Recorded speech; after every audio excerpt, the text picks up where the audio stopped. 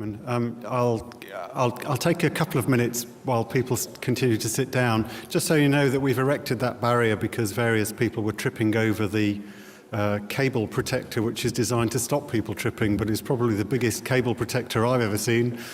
And so we've put a barrier up to prevent people from tripping over it. You heard a bit about stem cell therapy from Robin Franklin earlier, quite a bit in many ways. But one of the things that Robin talked about was the different kinds of stem cell therapy and the different ways that it's being deployed in MS. And so we now have Dr. Peter Connick to talk to us some more about some of those other ways that stem cell therapy is being used. Peter is a consultant neurologist at the University of Edinburgh. He works at the Anne Rowling Institute, I believe.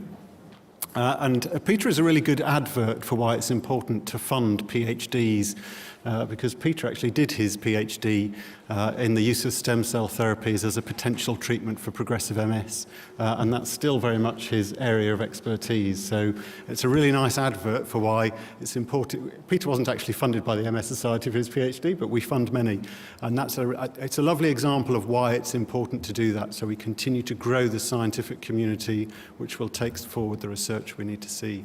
So again, we'll have Peter talk to us, and then we will have more time for questions afterwards.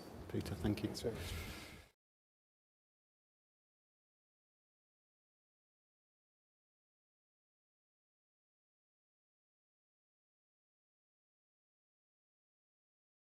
The talk after that frisson of professional pride and excitement, I hurriedly replied, "Many thanks, of course."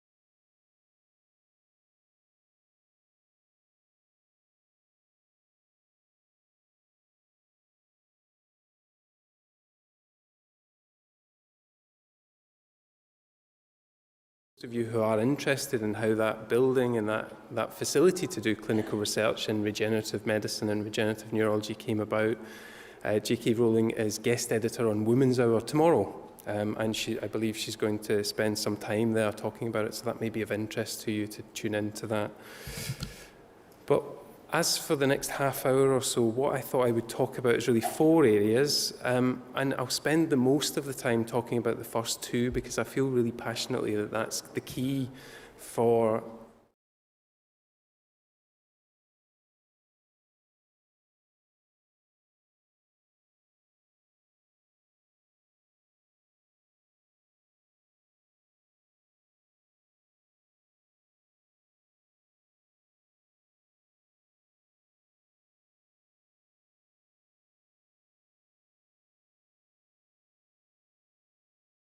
what stem cells are. Robin touched on that. It's a bit of a black box, I suspect, to many people.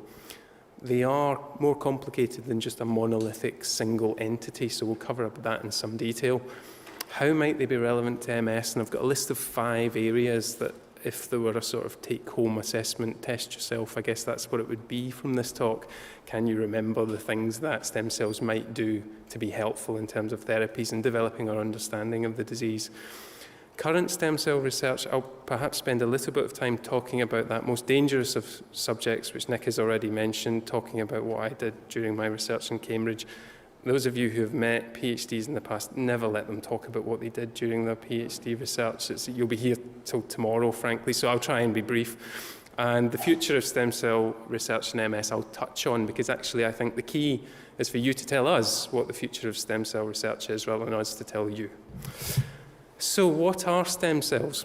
Fundamentally, these are a type of cell within your body, and there are about 260 plus different types of cell within you, which have 2 properties.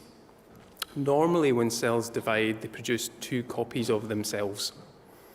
Stem cells are different in the sense that they produce 1 copy of themselves and one copy that is either specialised or has the potential to become specialised. So they're able to self-renew, they're able to create a copy of themselves, and they are also able to create something that's a bit more specialised, or at least could end up that way in time. That property is called asymmetric division. And every tissue you have pretty much has stem cells within it. So you have them in your bone marrow, where they're responsible for making bone, fat, cartilage, bone tissue. You have them in your bone marrow, where they're responsible for making blood, red blood cells, white blood cells, and platelets. You have them in skin, gut, etc., etc. And Robin used liver as a good example. We have them in our brain, as you heard earlier, and part of the interest is whether those are a relevant population or whether other non-brain stem cells are relevant to MS, and if so, how might they be relevant? Now, not all stem cells are the same. That's an important thing to start with. Now, I had hoped to give you an image, but please don't, at least not if you're at work, ever Google image search potency. The key property really is what types of specialized cells can a stem cell make? I'll pause there and just let that one sink in. When you're an adult, and I'll come on and describe this again just so that it really resonates, when you're an adult, you tend to have tissue-specific cells, which are stem cells, but which are only really able to make the kind of cells relevant to the tissue they are in. For example, in the bone marrow, be able to make bone marrow type cells. In the liver, be able to make liver type cells, for example. The jargon of this is encapsulated by that little list of 4 things there, and I'll run through them. Totipotent we almost never hear about, and you probably haven't come across it before. Just after fertilization of the egg, in that first few days of life, our cells are able to make all of the embryonic tissues, so all of the tissues that become a human, and all of the extra embryonic tissues, the yolk sac, etc. That's rapidly changed to a pluripotent state, and these are the exciting embryonic stem cells that you've probably heard and read about, cause such controversy around the ethical justification for using them, and we'll come on to that later. They can produce all of the tissues that are present in us. Once we move beyond a certain developmental stage, and that's very quickly, that's after just a few weeks, we find that the cells that are present in tissues are multipotent, and that's that key phase of saying that they're restricted to being able to make the specialized cells relevant to where they live. Unipotent is an interesting term. You often hear these ones described as progenitors. So when you have a stem cell that's only really capable of making one specialized daughter cell, the oligodendrocyte progenitor cell would be a good example that Robin was alluding to earlier. We often call them progenitor cells. You can think of them as being a stem cell that's unipotent. It can regenerate itself, and it can make one type of specialized cell. So those are the kind of terms that you will come across when you're reading about this. Potency depends on source. My picture's not as sexy as Robin's, I think. I quite liked his picture of getting older. Mine is a bit more, it's just this sort of stick man. I feel rather underprepared now.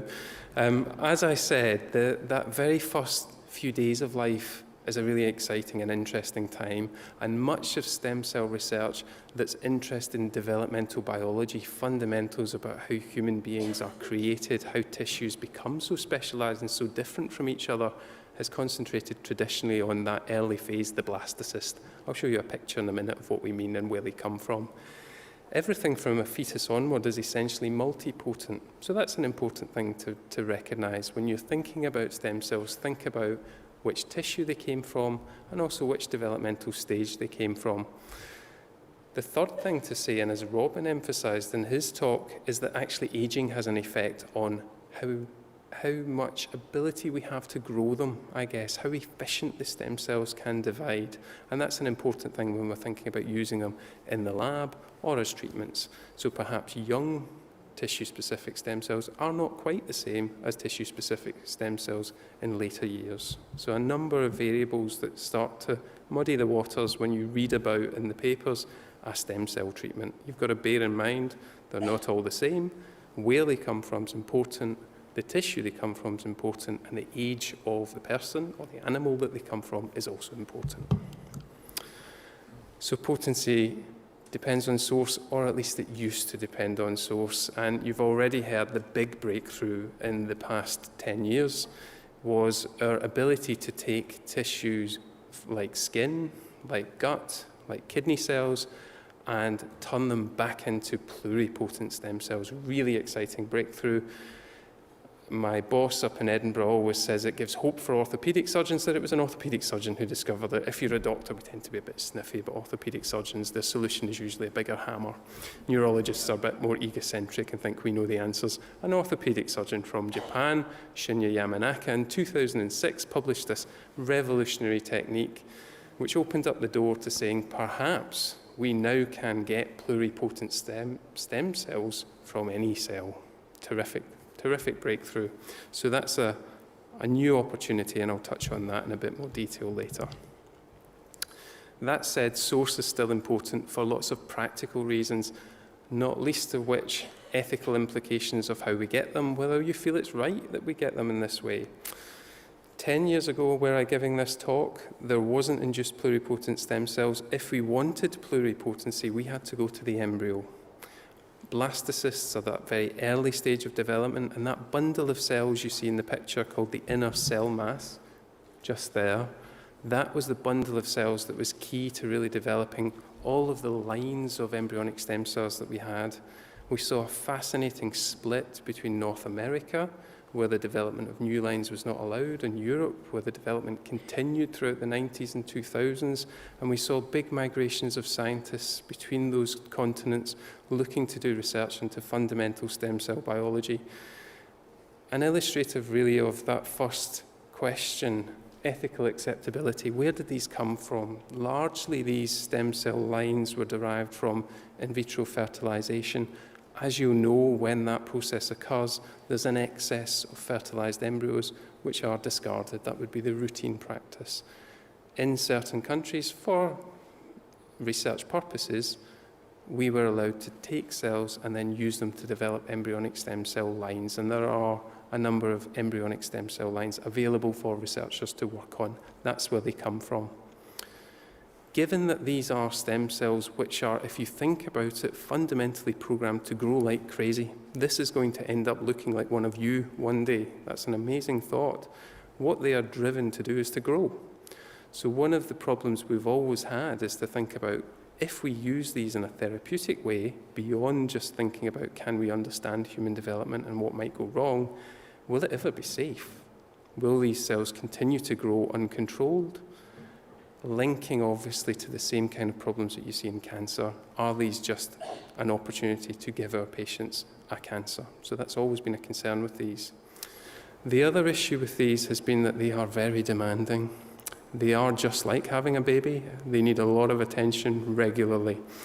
If you've ever worked with them, you need very green fingers. You need to be in the lab all day, all night, feeding them, watering them. When they cry, they need attention. These cells are hard work. It's always been a job for a very few number of research labs to be able to take them on and actually take them through to a stage where we can begin to look at the potential to develop nerve cells, oligodendrocytes, that we could then do research on. So very challenging cells to work with, ethical problems for many people, and those remain about whether it's reasonable to do so. And there's always that ultimate question about, is it safe to take these forward as a treatment? Along came IPS, groundbreaking research. For those of you who keep in touch with the stem cell news, or even just broadly are aware of some of the controversies that go on, this has been a fun area to be around. There's been some advances since 2006. As you might expect, things have changed a little, but this was the original approach to how you take a skin cell and you turn it into something magical that can become anything. What was done is to take those stem cells into the dish and then what's called transfect them, introduce some new genetic material to those cells, which then switched back on this pluripotency. They could then be grown up and then potentially differentiated into the specialized cells that you would like. Alarm bells would always ring when you're changing the genetic material of a cell. That's always been a concern. These cells are fundamentally altered from the way they started. So there became clearly that concern about, could they have different behavior if we were ever to take them forward to be used as a treatment? So concerns also about safety. Since that 2006 breakthrough, which won the Nobel Prize for Yamanaka last year, there have been developments in that now we can achieve the same end of pluripotency without having to change the genetic material simply by introducing relevant factors into the cells of the skin, gut, kidneys, etc. Very difficult thing to do, but important concept that it can be done. So we're really taking off in an interesting direction and opening up new doors there. In terms of the most recent controversy, the thing that's been fun to watch has been this recent publication in January this year in Nature about can you do this by bathing cells in acid. Some of you might have been aware of that. There's been a huge scientific interest in the potential that a very simple process of bathing cells in acid may be able to induce pluripotency. And since then, much debate about whether that work is valid or not. So you can see that this is a very early phase of research for this. Lots of controversy. Can the results be replicated? And if so, can we take these forward in a way that will be safe to ultimately lead to treatments? How about taking nerve or neural stem cells from fetal tissue? Again, ethical acceptability is in question here. Where these come from is from terminated fetuses, where consent is given. They are used for research purposes. They have been very helpful in us developing cell lines which enable us to better understand human development. That's an important topic of research, but there is no getting away from the source of those tissues and very deep-seated and genuine ethical questions about whether that is a reasonable source of tissue for treatment development. There is the same question about can we control growth? Fetal stem cells, just like very early embryonic stem cells, are programmed to grow rapidly. Can we control that if we ever were to use that as a treatment? And again, very difficult cells to look after in the laboratory. Lots of practical and technical challenges. And then finally, how about from the adult neural stem cells? Robin made the point that the oligodendrocyte progenitors are widely distributed and easily accessible. How about more generic stem cells that may be able to produce either neurons or oligodendrocytes? Yes, there is evidence that those are present. When I was at medical school, we didn't know about those. Those are a fairly recent discovery. They are in very low numbers and very inaccessible areas of the brain, so very challenging to get to. For practical reasons, largely, we've found it difficult to get enough of them to start to do the research that you might wish us to do. Those are the kind of cells that I guess you might label as being important for the classic paradigm of what can you do with stem cells. Could we turn them into something that could then be used to transplant into the nervous system, potentially replacing what has been damaged and lost? How about if we move to a different type of approach?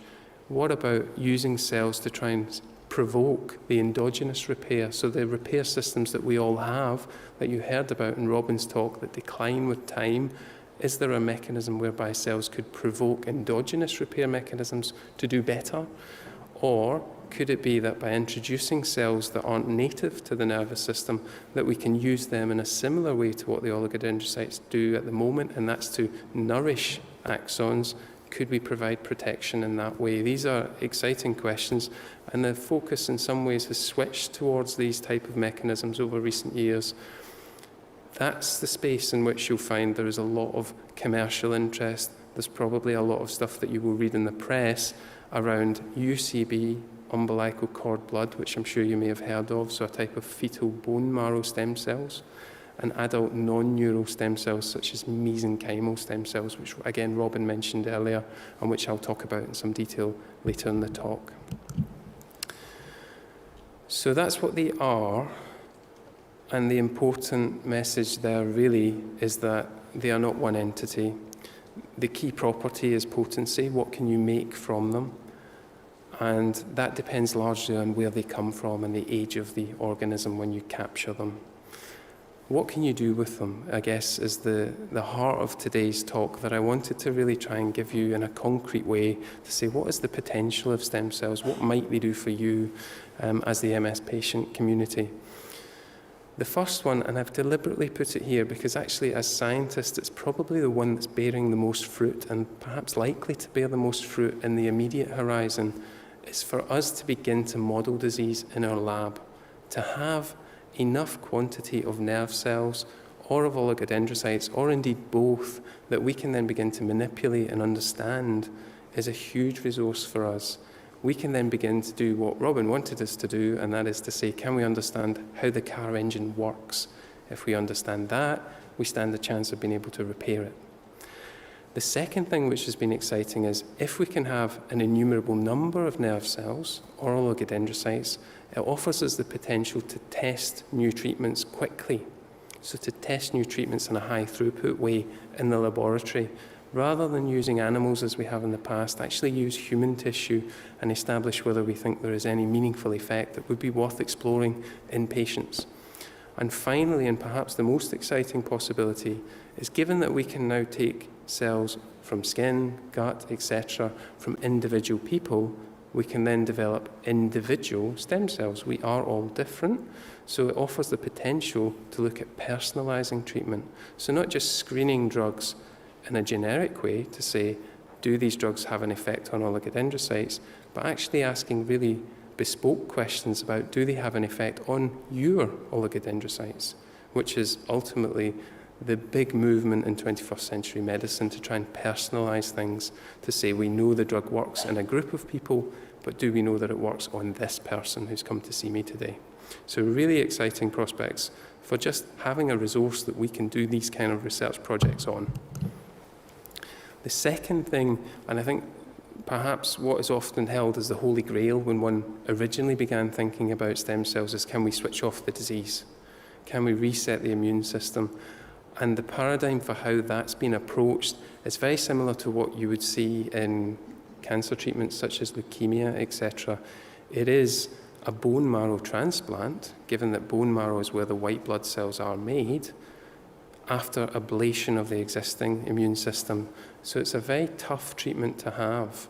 You can imagine that the picture shows you it's quite a dramatic thing to have. So patients have mobilization of their stem cells at the beginning, capture of those stem cells, and then go through very heavy-duty chemotherapy to kill off the existing immune cells.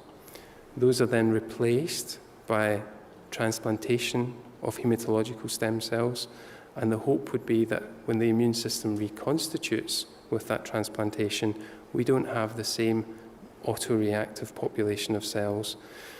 Now, there is a literature on that. There have been lots of relatively small phase 2 studies done over the past decade or so. About 800 patients with MS have been treated with this, and the results are interesting. Certainly, it's very effective in stopping relapse activity. That's been exciting. Whether that's aggressive chemotherapy or the cells, unclear. What's been less exciting and perhaps a little disappointing has been following those patients up over the longer term and seeing that disability continue to progress. So we have a very toxic treatment and an uncertain benefit at the moment, but I think there is possibly more research to do, excuse me, and we shall know more in time. Excuse me, could I have a glass of water?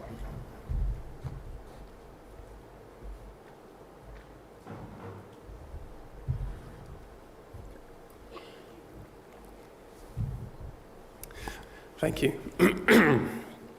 That's better, I hope. The third mechanism for how these cells may be useful is to be used as a Trojan horse to deliver local therapies to areas of the brain where we can target them. Now, this picture here is of the Kelpies.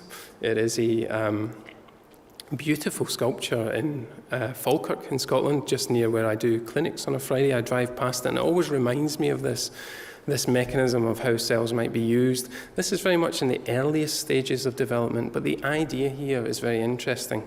So the idea with this approach is to say that what we have on our hands with stem cells is a mini factory, that we could ask these cells or instruct them to make or deliver local therapies and allowing them to target the areas of the brain which are inflamed. Many of them already have that as an existing property, to be able to migrate to areas where inflammation is active. Therefore, it's a fascinating potential technique to get drugs at high concentration to the parts of the brain where they may be relevant. Very early, but it's certainly a potential route for using cell therapies. The fourth mechanism of what they might be useful is, I think, probably the one that everyone thinks of, and that's to repair the nervous system. And it's worth splitting that into two types, which have already been touched on by Robin in his previous talk. Let's be really explicit about that so that we all go home being clear and with a clear idea of what we mean. The first approach to repairing the nervous system is obviously to say that we have lost tissue, let us replace tissue with that which we've grown outside the body in a lab. That would be called exogenous repair, and that's the classic example of what we all think of. Can we take new oligodendrocytes, put them into the damaged area, and allow them to do what we would hope them to do? That's clearly the most challenging and perhaps the most distant objective of all stem cell research. Why is it the most challenging and distant? Well, the brain is the most complex object in the known universe, and MS happens to be the most complex disease of the most complex object in the known universe. And so that makes it tremendously interesting to work in MS. It also makes it tremendously difficult to find solutions to that. We have fundamental problems in getting cells to the right place because the damage is everywhere, at lots of different sites, at lots of different times. We have fundamental difficulties of instructing the cells to change into the right kind of cells once they get to where we want them to be. And we also have a fundamental challenge to control that once they're there.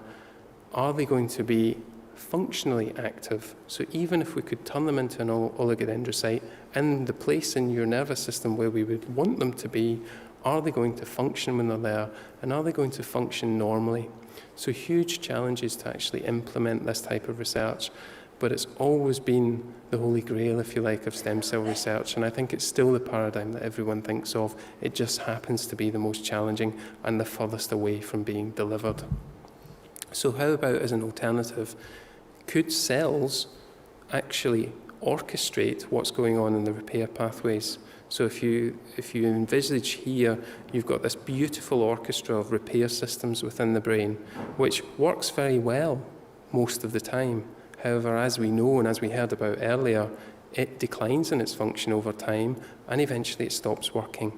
Could we bring in new cells to try and orchestrate those repair systems better, to try and get them functioning as they once did when we were all young, fit, handsome, etc.? That's become the real space where a lot of stem cell therapeutic research has moved into. Are cells a clever way of doing that? Or are they a way of at least illustrating the concept that it can be done, which would then allow us to go back and think about what was it that they did? What were the steps that they triggered that allowed the repair system to kick back in? And finally, could we use them as a way to protect the nervous system from ongoing disease, either by reducing disease activity, just like your DMTs do? Could it be that they're just as effective as your beta interferon or alemtuzumab or natalizumab? Might they be a good option for that? Could we use them to restore myelin integrity, remembering that if we do that, that is in of itself protective to the axons? And could we use them as a substitute for oligodendrocytes to give out those trophic factors, those nutrient factors that nourish the axons when they're in a vulnerable state of having lost their myelin? So these are the 5 main areas. I'll put them back up for us because I think that's crucial that we take home as to what can cells do. Let's run through them again and think about really how active is the research in these areas and where's it going? Well, what's happening in these topics at the moment? So as you probably picked up from me before my voice died, modelling disease in a dish is really flourishing. This new wave of induced pluripotent stem cell technologies has really engaged a huge amount of research activity in that. It's early research activity, but it's hugely promising in those 3 areas that I mentioned. And they're all being explored. So we are beginning to unpick, by now having in a dish oligodendrocytes for the first time in a reliable way, what can go wrong with them. We are now able to start to screen our drugs in that setting. We are now able to look at individual patients and explore whether there are differences in your oligodendrocytes. That's a very interesting idea. We're all genetically different. Is it even safe to assume that an oligodendrocyte from me is the same as an oligodendrocyte from you? Perhaps not. These questions can begin to be addressed now. And that's a hugely promising area for research, finding out how the engine works and what goes wrong with it so that we can then think about fixing it. Resetting the immune system, I think there's more to say on this. I suspect there is a story still to tell, even though there is 15 years of effort has gone into it. Very toxic treatments at the moment. Benefit on relapses but not progression is an interesting thing. I suspect we will learn more about how the disease operates from this kind of research. But actually, as you heard yesterday, we have very good DMTs now. Can I see a role for them competing with some of those? It may be challenging for them to really oust some of the big boys in the DMT arena. As a Trojan horse for drug delivery, really interesting, very much in infancy. No one is really going into patients with this approach yet, but there's a lot of preclinical work beginning to happen about how that might be utilised, how we might make more oomph from the drugs that we've already got, and how we can get them to the right place. Repairing the damaged central nervous system active, I'll tell you about that in a minute, and protecting the CNS from the effects of disease also active. And these two latter ones are what I wanted to give you some information about in terms of a small stem cell therapy trial that I've been involved in. So let me tell you a bit about that now. So reminding you that when someone says I was involved in a stem cell trial, what you should say to them is, okay, what do you mean stem cell? So let me try and answer that question, as I'm sure you were all just about to answer me. What I mean in this context was that we did a very small proof of concept study in Cambridge, which I was involved with, looking at mesenchymal stem cells, which are a population of stem cells in bone marrow and which are of enormous interest because there's been commercial interest in that, and I'm sure you're aware of that. There's been a lot of preclinical work on whether it could be helpful in MS. So we set up a small study in secondary progressive MS of 10 patients with a single treatment. I won't tell you too much about the pre-trial, post-trial design. It brings out my inner geek and I waffle on for a long time. What happened was we followed patients for a period of time to watch their MS. We then gave them a treatment and followed them up for a period of time, and guess what? We watched their MS. What we were looking to do was compare before treatment to after treatment. We were particularly interested in this trial of looking at the visual pathway, really just because it's very difficult to measure MS in patients. Focusing on one area is quite a useful way to try and get a handle on what has happened to my patient. We aimed really just to prove that it can be done and that it was safe. All of the caveats that you've heard from me about stem cells have included safety. That's always been a concern, and that was our primary concern, as always in these trials. Is it safe to give people a dose of stem cells from their bone marrow? What will happen to them? Clearly, the proof of concept is, does it have any effect on the brain tissue itself? And you can see from the picture there, what I was hoping to show you and what we were exploring in the efficacy is whether when we follow patients before treatment, we can watch them getting worse, declining over time, and whether after treatment we can either level that off or even improve it. We looked at around 100 patients to capture our 10 who were eligible for it, so it was a difficult trial to find the right patients. We were very fussy, and there was a huge amount of interest in that, as you might imagine. But we got to our 10, and they stuck with us the whole way, which actually is a huge credit to the commitment, I think, of patients with MS. This was a very difficult trial to participate in. They had bone marrow samples taken, they had huge amounts of imaging assessment. It was a challenging trial for people who were quite disabled, so I'm hugely in their debt and take my hat off to the resolution of these people to stick with us.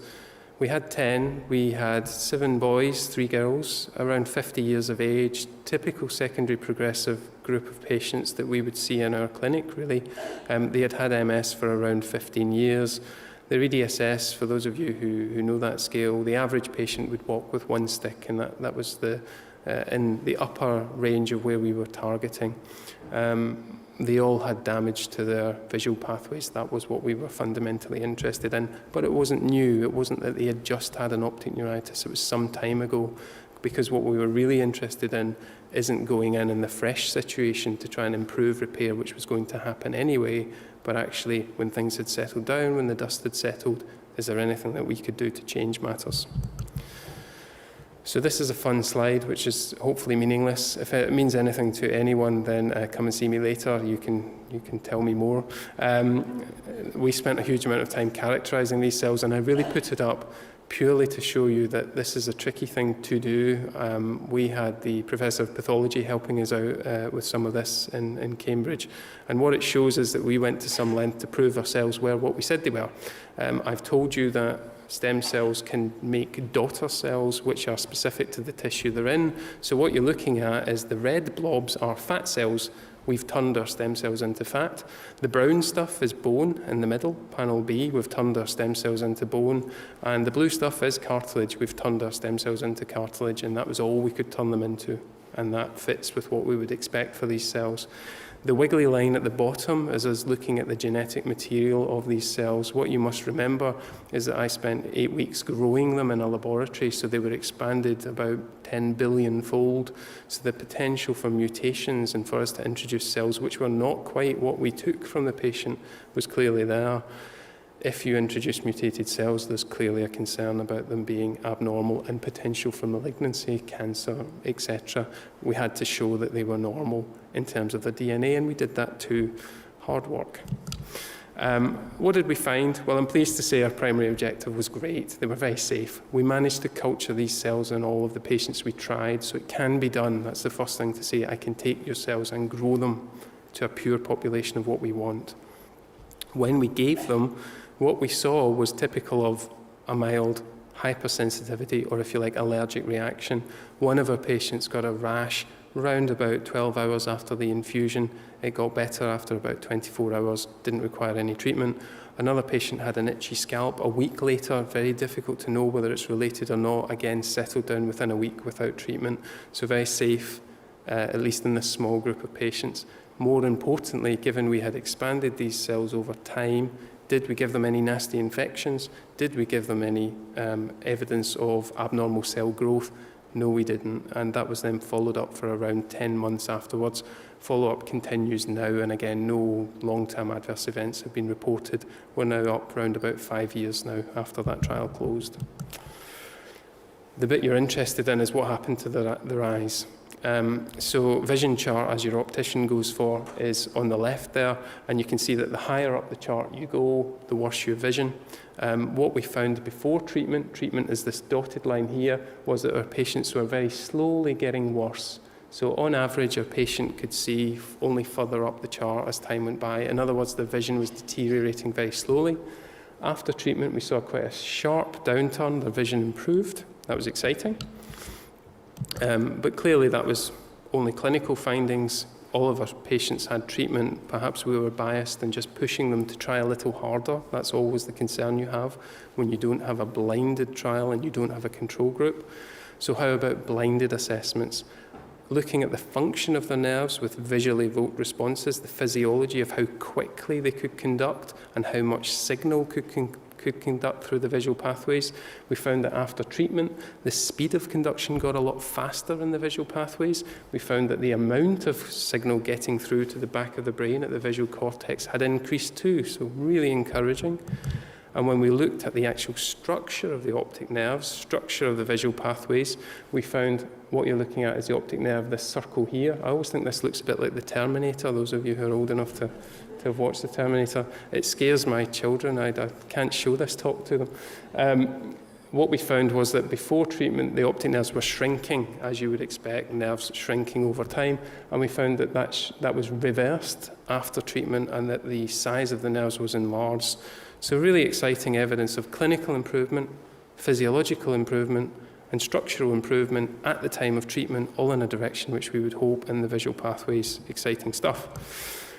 How about their global disability status? And again, that score that we use, the EDSS, is a very rough and ready. It's not terribly sensitive, but for what it's worth, we found that patients over time were becoming more disabled before we treated them, and then after treatment, that all leveled off. The brain structure, we looked also at lesions within the brain. What we found, I think, is really fascinating, and I think this is where we can get into a slightly more speculative space. In the brain imaging, you'll know that we can see the areas of inflammation, T2 lesions, on a brain scan. We didn't make any difference to that. Patients continued to get new inflammatory lesions. What we did make a difference to was what's called black holes, or T1 lesions, which are areas of tissue loss. They shrunk after treatment. So if we're thinking about what did we actually do, these cells clearly had some effect. What was their effect? Then the preclinical work opened up three possibilities. Perhaps we had promoted being like the orchestra, conducting it, encouraging endogenous repair in the visual pathways. Perhaps we had just affected the immune system, and so we allowed the space for the nerve system to repair. Or perhaps what we'd done is we'd put cells in the right place to protect the nerve cells. So, don't think it was immunomodulation. We didn't have any effect on disease activity in terms of lesions, and we saw an increase in the optic nerve area. An increase in the area usually suggests more inflammation, if that's what it is. So I don't think we had much of an effect on that. In other words, it wasn't like giving them beta interferon. That didn't happen. How about local trophic support? Well, unlikely to be that, given that we reduced the visually evoked response latency, suggesting that actually the myelin was functioning better, not just the axons, the myelin was functioning better. We also saw a change in a type of MRI sequence which suggested there was more myelin there. So unlikely to be just trophic support. So what we're left with by elimination was perhaps what we had done is that we had been like the conductor of the orchestra, promoting endogenous repair to kick in and work better than it had in the past. Very exciting. What I'm saying there is that perhaps what we had done is we had taken these naked axons and somehow, instead of them then degenerating, swapped them back to being in a position where they had their myelin sheaths again. So what I've showed you so far was a change in a straight line which looked as if it would continue forever. So if you follow that out logically, what you would expect is that come the Commonwealth Games in 2014, my patients should all be winning the gold. Clearly that's unlikely. And indeed, most of the patients in the trial were really switched on and asked me repeatedly, how long is this going to last? If it makes any difference, how long will it last for? Will I need another treatment at some point in the future? Kind of obvious question, but a really insightful question.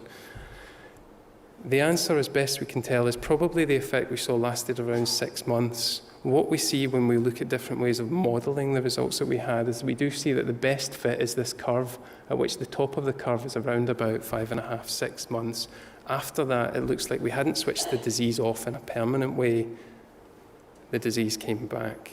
So food for thought. Great steps forward, but perhaps not a permanent solution. So I'll finish on this slide. This is my last slide. I'm sorry to have gone on over time. And this is really what next for stem cell research in MS. And again, just going back to those 5 big themes of how they may be effective, I think these are the themes that we will explore over time.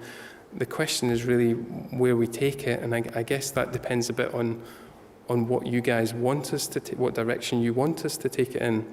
Modelling disease in the dish has got a tremendous momentum now, and I think you will see results from that over the next 10 to 20 years.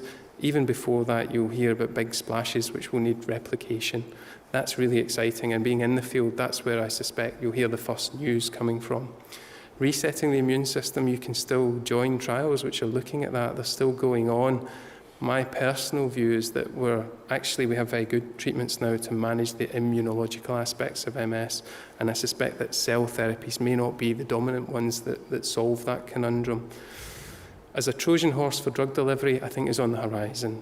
That's the one that's probably most distant but really exciting. We shall see. Repairing the damaged central nervous system and protecting it are these 2 ones which I guess are the ones which we all sort of think about and we're excited by. That's the ones which there is some proof of concept now. I'm partly guilty for doing that, but others are engaging with that in a big way now. So I think that space is active. And over to you, really, to hear about what the kind of things you would like us to do with it, where you'd like us to go, and what sorts of trials you would like us to do. Thank you very much for listening.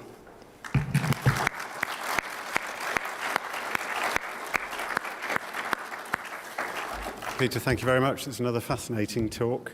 We do have time for questions if there are hands going up. Jenna, there's one right behind you, right at the back. Well, yes, a very pioneering work, but I just want to question the robustness of the data you presented, because it was a very small group, only 10 individuals, it was not blinded, and also there was no control group. So are there any other explanations for the data that you presented other than the therapies that you used? Yes, it's a great point. So you're going to unlock my inner geek about the methodology now. I must restrain myself, but you're absolutely right. The kind of trial we did is got this technical term of a pre-test, post-test design. So what we had was the patients were historical controls for themselves. So we had a historical period before we treated them, and then a period after treatment. Now, at a very fundamental level, you can't ever definitively prove that any change you see was because of what you did at that point in time, because other things could have changed too. So that's a fundamental point. So I think all we can say is that this early pilot study really is suggestive that there's something of interest in following up with more robust and larger controlled and blinded trials. However, you're quite right that I wouldn't wish to oversell it and say we have any definitive evidence. What we found is certainly consistent with a change at the time of treatment, and a very exciting change, but clearly there's more work to do to prove that in a definitive way. On the point of blinding, there was blinding for the physiological measures and the imaging measures, in that those assessments, so when we were looking at the scans and measuring how much inflammation there was there, we didn't know whether this scan was from before treatment or after treatment. That aspect was blinded, so we can be a bit more confident that changes seen in those aspects of the outcomes were genuinely occurring at the time of treatment. The more fundamental point is, can you attribute the change to the treatment, not in this type of trial, which opens up an exciting opportunity to do it in a slightly different way with a larger group of patients. More research needed. I can't currently see a hand, but I wanted to... Oh, no, actually there's several. There's one at the back and then one towards... two at the front. Okay, we'll start at the back. I've been reading a lot about a lot of Australian patients with MS who are actually paying a lot of money to go to Russia to have their, like a chemo session, and then their immune system's reset. Mm-hmm. Does that happen in this country at all? Sorry, I can't quite see you. Hello. Yes. Only in the context of research in this country. So there's international research efforts looking at hematological stem cell transplantation. For that second example that I gave of how stem cells might work, which is to try and ablate the immune system that we all have, which we believe is targeting the nervous system and causing the damage, and replace it with an immune system which one hopes will not do the same, one hopes will stop targeting. It's a research tool in Europe, out with the regulatory environment of the European Medical Agency and the equivalents elsewhere, such as the FDA. There are pockets of commercial activity around the world. I think you mentioned Russia, that's certainly one of them. There are others too. Personally, what I find is I often get individual requests from patients emailed through to me or sent through to me asking what I think about these things, and my response is often the same, which is to say that there isn't the evidence yet to say that that is a helpful thing to do. We don't know enough about what is being done often with these commercial treatments to say that it's even a safe thing to do. So my advice is often not to explore those options and to look for if there is any research available to you that you might be able to participate in if it's something that you feel strongly is of interest. And this is an area where there are active clinical trials, so using the clinicaltrials.gov website is always a good route through, rather than going off to clinics that don't necessarily follow the same safety protocols as they would in the UK. We had one at the front. I didn't get the whole thing, sorry, I arrived late. If you make an infusion and you see an improvement, then it stalls to a plateau. If you were to do another infusion at that point, could you grow an S-shaped curve such that at some point you would end up with a repaired tissue rather than partially? Great question, and it's unknown. So what we showed with that slide, which was trying to answer the question that, as you've just put it, all my patients were asking me in the trial, is this a permanent change or is it temporary? It's temporary.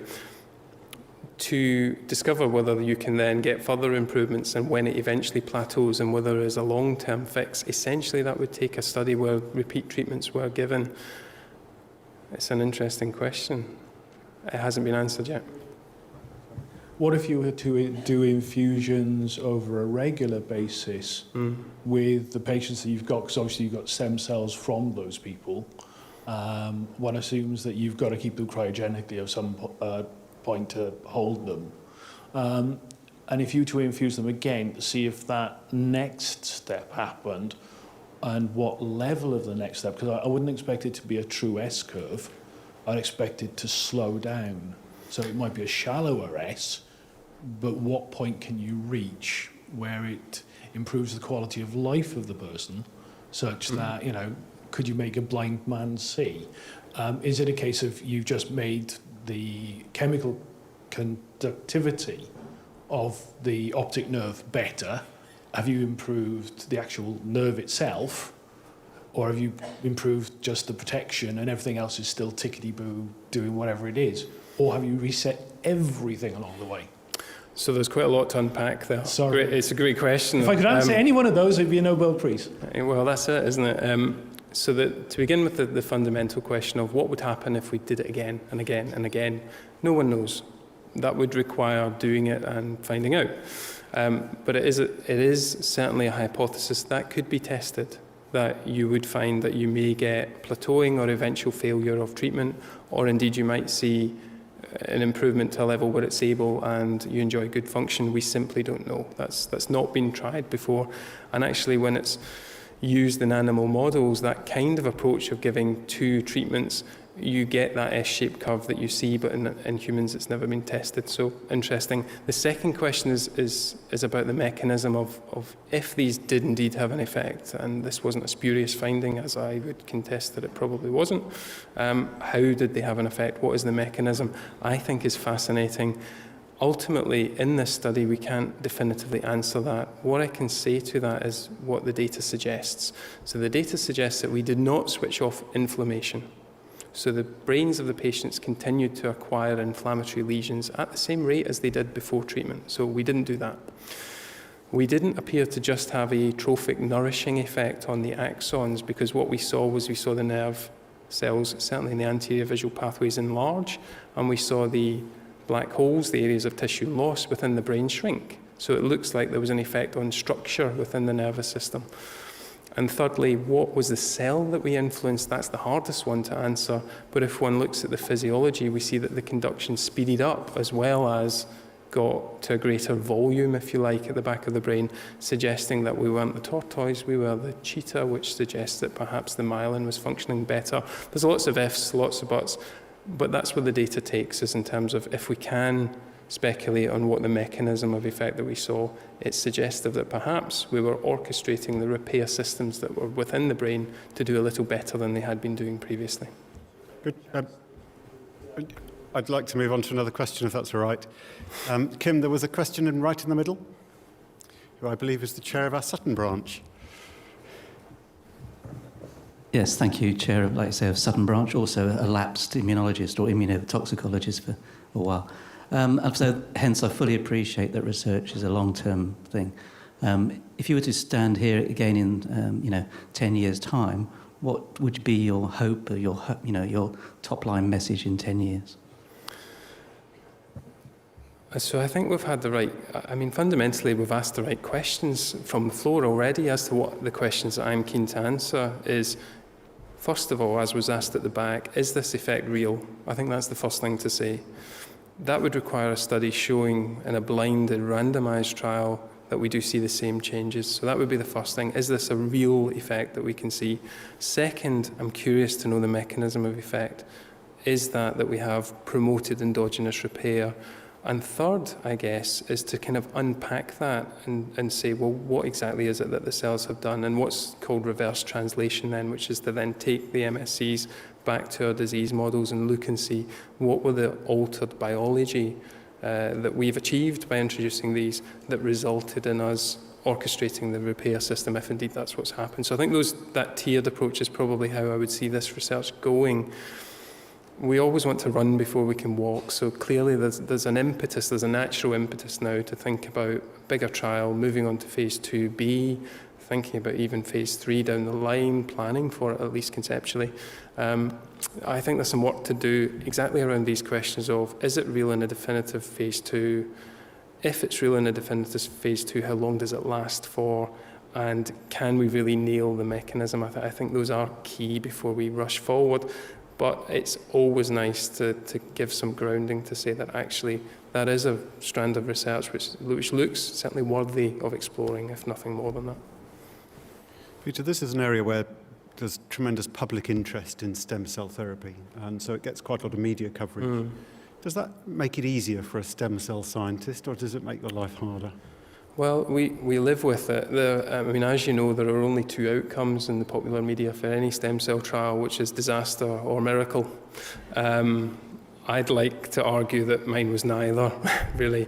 There was certainly no disaster. There wasn't any miracle cure, but what there was proof of concept that we changed something. Questions about how and for how long remain. So we often find ourselves doing that very scientific thing of saying, actually, a more measured interpretation is what's required. So when we engage with the media, we're always coming across as complete nihilists. I'm sorry about that. We're not really nihilists. We're just trying to be respectful to the data that we find and actually try to answer the questions that it generates as much as anything else, and not give false hope where that's inappropriate. Good, thank you. So I'm now going to get to the point where I have to thank you for coming. But as I'd said earlier, thank you also for all the work that I know many of you do across the country, being activists in a sense for the MS Society and helping us to raise the money that enables Peter and others to do their work. Thank you for all of that. A reminder that there are places outside. Somebody came up to me earlier after a session and said that actually they find some of these research talks both something that they're really positive about, but there's always things that they really want to talk to someone about. So there are people outside who can talk to you, both the scientists, but also others who can talk to you from a more emotional perspective if that's useful to you. But also for now, the main thing for me to thank Peter for coming, for giving up your time today, and for Pleasure. the work you do every day on all of our behalf.